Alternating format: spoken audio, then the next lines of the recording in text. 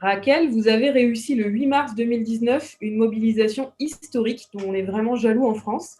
Est-ce que tu peux nous raconter? Oui, bonjour et merci pour votre invitation à participer dans votre activité. Dans 2019, euh, euh, plus de 6 millions de travailleurs ont été dans la rue en Espagne le 8 mars pour la grève et après pour la manifestation. Les succès des 8 mars précédents ont été le résultat de beaucoup de travail. Les activités de sensibilisation ont été intenses. Dans 2018, plus de 600 assemblées sont le résultat d'une coordination entre les secrétaires d'organisation et des femmes de toute l'organisation, de toute commission ouvrière. Le message de la nécessité de la grève et de la mobilisation a été reproduit dans toutes les entreprises. Après le 8 mars 2018, nous avons continué à travailler.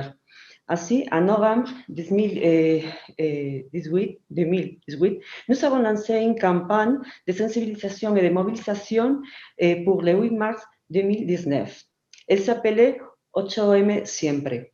Il s'agissait d'une campagne sous la forme d'une bande dessinée et qui traitait des stéréotypes et des rôles des hommes et des femmes, les conditions de travail, les pensions.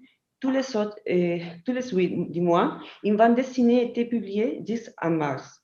La diffusion s'est faite pour email, Twitter, Facebook et cette campagne a généré 600 assemblées pendant 6 mois.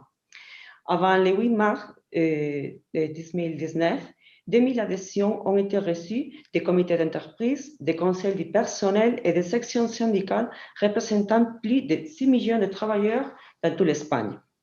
En 2020, une assemblée de femmes syndicalistes a été organisée par Comisiones Obreras. 1000 femmes affiliées à Comisiones Obreras de toute l'Espagne ont participé. Est-ce que la situation des femmes s'est améliorée après cette mobilisation historique du 8 mars?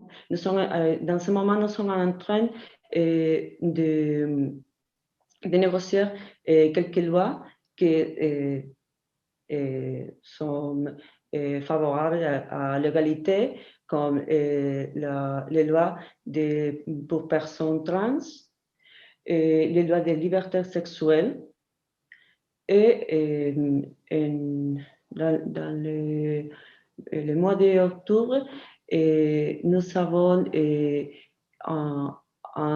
loi qui régule les plans d'égalité dans les entreprises et qui régule les salaires. Donc, votre grève a permis d'obtenir des avancées, et notamment le fait de devoir négocier sur l'égalité entre les femmes et les hommes dans les entreprises. Et puis, vous avez cette loi sur les violences qui fait figure de référence dans le monde. Et votre mobilisation, elle a aussi permis de mettre en avant le besoin d'argent et d'avoir de l'argent public pour financer cette lutte contre les violences sexuelles. Cette année, la partie pour travailler contre la violence aux femmes, c'est 540 millions d'euros dans l'Espagne.